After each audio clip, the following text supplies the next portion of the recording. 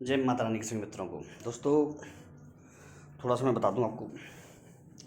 कई लोगों का प्रश्न आता है मेरे पास। कई लोग पूछते हैं मुझसे कि गुरुजी ऐसा क्यों होता है कि जैसे कि हमको कुछ सहयोग नहीं मिलता या हमें भगवान की कृपा से कोई चीज़ नहीं मिलती। हम बहुत पूजा करते हैं। तो मैं आपको एक बात बता दूं कि कर्म प्रधान विश्व रच का ये विश्व है ना, ये संसार है, ये कर्म प्रधान है, ध्यान रखिएगा।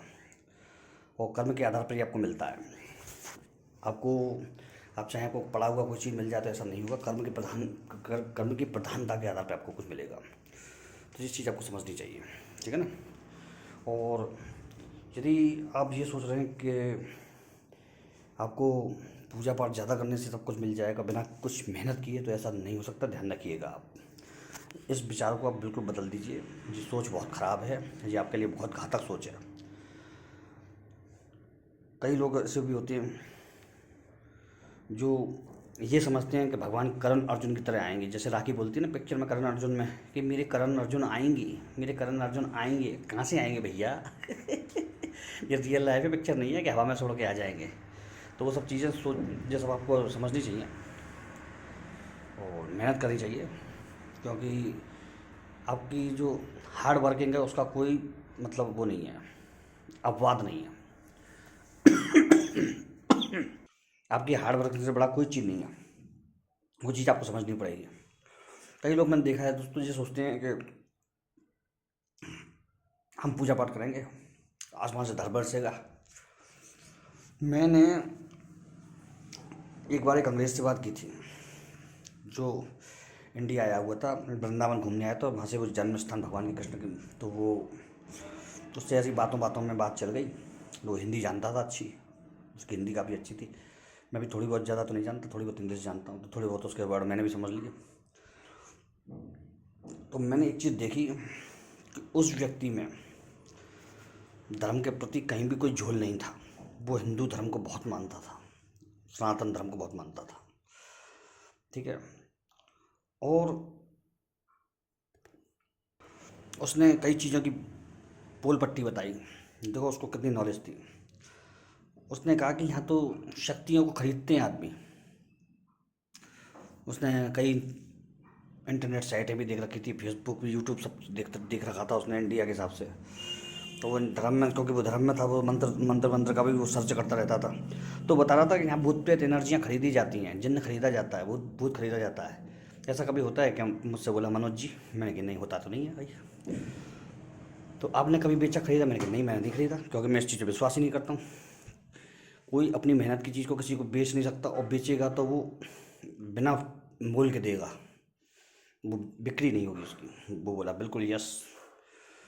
तो जब एक जगह एक बाबा पकड़ा गया, वहाँ मालूम पड़ा तो वो आसमान से नोट बरसाता था किसी जिन्न की मदद से, एनर्जी की मदद से। पकड़ा गया वो, पुलिस ने पकड़ लिया उसको। तो मुझे ये चीज़ बड़ी विचित्र लगी कि वो लोग इतनी जानकारी रखते हैं और इंडिया का इतना मूर्ख आदमी हो जाता है कभी कभी, कोई कोई व्यक्ति, कि वो उनको खरीदने के लिए पैसे देने लग जाता है। तो बड़ा विचित्र लगता है मुझे। तो ये सब चीज़ें होती हैं। आप अपने कर्म पर विश्वास नहीं करते, आप पैसा फेंक करके और करोड़ अरबपति बनना चाहते हैं। ऐसा नहीं होता है। मेहनत, हर चीज़ में मेहनत है। हाँ, आप ऐसे जो शास्त्रोक्त प्रयोग हैं, वैदिक प्रयोग हैं, शेष सूक्त का पाठ हुआ, लक्ष्मी कवच हुआ, लक्ष्मी पाठ हुआ, इनसे आप अपनी स्थिति को बेहतर कर सकते हैं, बहुत बेहतर कर सकते हैं। और क्योंकि इसमें आपकी मेहनत भी होती है।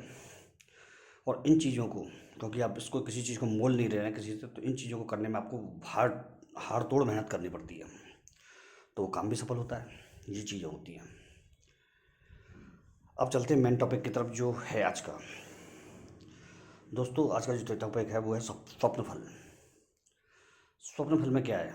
स्वप्न फल में जी है मित्रों, जैसे कि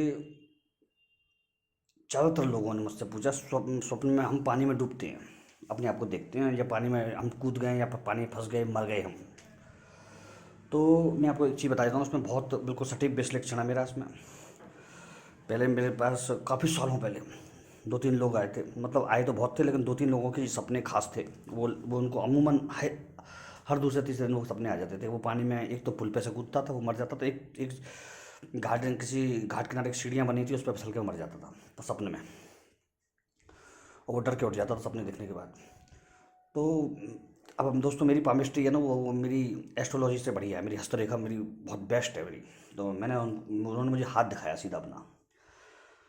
तो मैंने उनको हाथ देख करके बताया था कि आपको पानी से खतरा है, पानी से मृत्यु जोक बन रहा है। तो बोले ऐसे कैसे हो सकता है महाराज, हम तो बहुत अच्छे तैरने वाले हैं। मैंने कि कुछ भी हो, जो बन रहा है वो बता रहा हूँ आपको। और दोस्तों, 1.5 साल बाद किसी जानकार ने उनके नहीं मुझे बताया था कि साहब आपने जो बताया था वो फलीभूत हुआ। और वो एक का नाम तो शायद दिनेश था उसमें शायद, और एक का कुछ और नाम था, उसका ध्यान नहीं है मुझे। वो दोनों मर गए, और एक ने शायद सुसाइड की थी जहाँ तक मुझे ध्यान है। तो वो चीज़ें देखी मैंने, उनको वो दोनों को बिल्कुल यही सपने आते थे, पानी में डूबने का, गिरने का और मर जाने का। बड़ा विचित्र बात है, मैं भी सामने रह गया। पर मुझे मालूम था कि मेरी जो बताई हुई है अगर वो पालन नहीं करेंगे, मैंने उनको जल से दूर रहने का कहा था मैंने, पानी से दूर रहें आप, नदी वगैरह पर किनारे भी ज़्यादा न जाएं फालतू। तो स्वप्न बैठा, ठीक है ना, उनका स्वप्न उनके ऊपर बैठा। स्वप्न में अगर नदी में पानी से, जल से संबंधित स्वप्न आ रहे हैं तो उसमें ये भी होता है कि पूर्व जन्म में, ये देखा मैंने, जो आपका जन्म हो चुका है जिसमें आपका प्रारब्ध कर्म बन गया कोई ऐसा, तो उसमें भी आपके संग ये दुर्घटना हो ही चुकी होती है, तब भी ऐसे सपना आते हैं।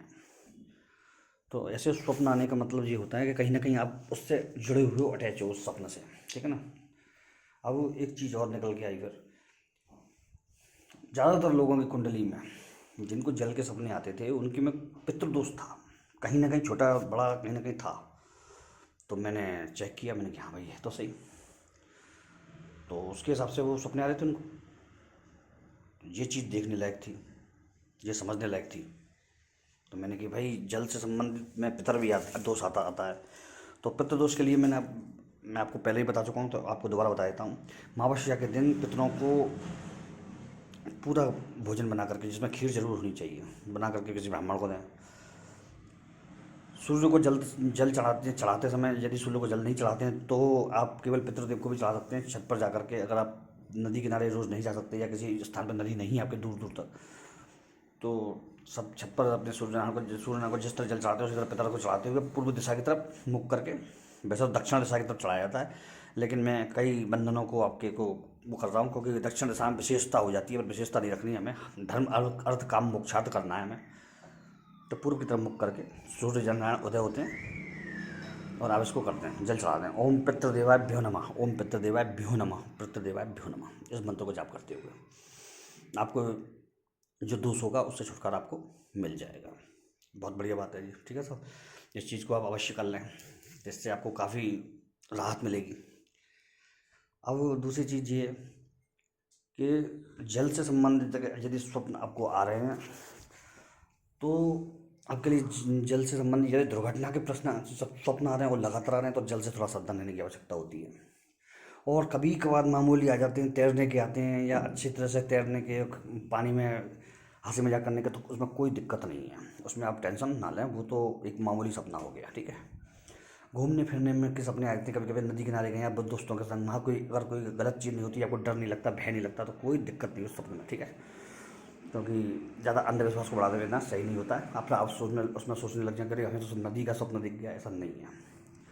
कई स्वप्न नॉर्मल होते हैं, लेकिन जो स्वप्न भविष्य के लिए नुकसानदायक होते हैं उसमें आपको डर अवश्य लगेगा थोड़ा सा, मेन पॉइंट। दूसरा, उस स्वप्न को देखने के बाद आप बड़ी हड़बड़ा के चौंक के उठ जाएंगे, मेन पॉइंट। तीसरा, उस सपने को देखने के बाद आपका दिल घबराता रहेगा, मेन पॉइंट। ये नहीं है तो कोई दिक्कत नहीं है, आप आराम से स्वप्न देखिए, मज़े से लंबी तान के सोइए, चादर उड़ करके, सर्दी पड़ रही है ठीक है ना।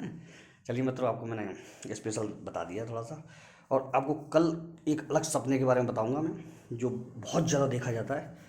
तो आप इस चैनल पर बने रहिए, क्योंकि मैं आपको इसमें अलग थोड़ी टाइप की जानकारी दूंगा, वास्तु, सपना और अध्यात्म से रिलेटेड, ठीक है। उसमें जैसे मंत्र तंत्र का ज्ञान दिया जाता है, इसमें ये दिया जाएगा। जय श्री राम, जय हनुमान जी बाबा की।